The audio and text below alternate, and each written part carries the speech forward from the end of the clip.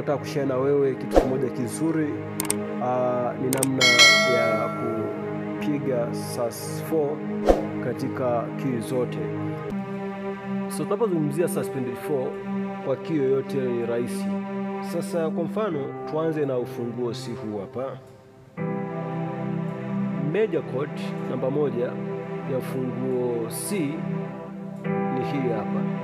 Sasa tunapozungumzia suspended 4 maana yake unahamisha kidole cha pili kinakuwa kwenye namba 4. Kinakuwa kwenye namba 4.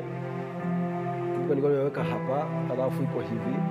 Unahamisha hiki cha pili kinaenda namba 4. Kwa hiyo inasema kitu kama hiki. Hii ndio tunaita suspended 4. Hii hapa, yani sus4 katika ufunguo C. Kwa hiyo katika ufunguo C suspended 4 ni hii.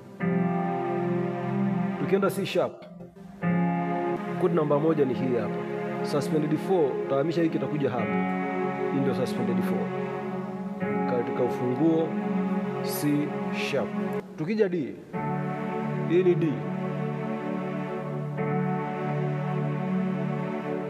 Hii ni D.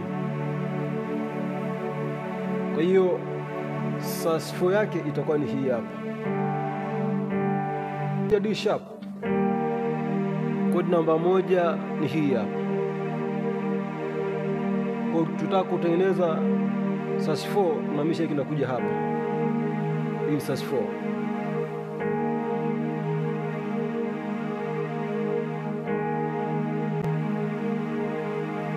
Tukija E, hii ni E. Kwa hiyo sus4 yake itakuwa ni hii hapa. Hii ndio sus4 ya ufunguo E. Tunakuja F. Hii ni chord namba 1 ya ufunguo F. Kwa tutatengeneza sus4 yake itakuwa ni hii hapa. Hii ndio sus4. Namba 1 ni hii hapa. Tutatengeneza sus4 yake itakuwa ni hii hapa. Na ninavyoenda tunakuja G. Hii ni G. Namba 1 ni hii hapa. Chord namba 1 ni hii hapa kwa ufunguo G. Sasa sus4 yake itakuwa ni hii hapa. Hii ni suspended 4 ya ufunguo G. Tunakuja G sharp. Hii ni G sharp. Sus4 yake itakuwa ni hii hapa. Hii ni sus4 ya ufunguo G sharp. Tunakuja A.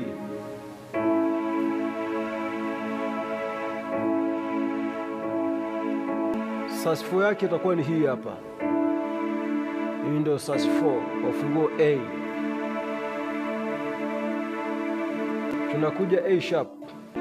Tutapata tupata sus4 yake. Sus4 yake tunahamisha hiki kinakuja hapa. Naona. Tunakuja B. Hii ni B. Chord namba 1 kwa B ni hii hapa. Kwa hiyo sus4 yake itakuwa ni hii hapa. Naona.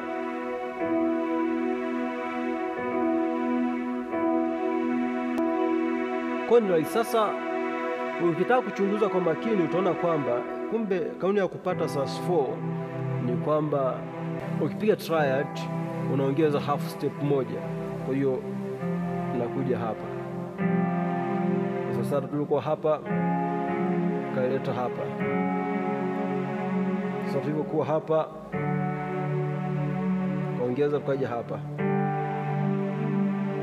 Kwa hiyo ndio namna ya kupata suspended 4 kwa ufunguo wote ule.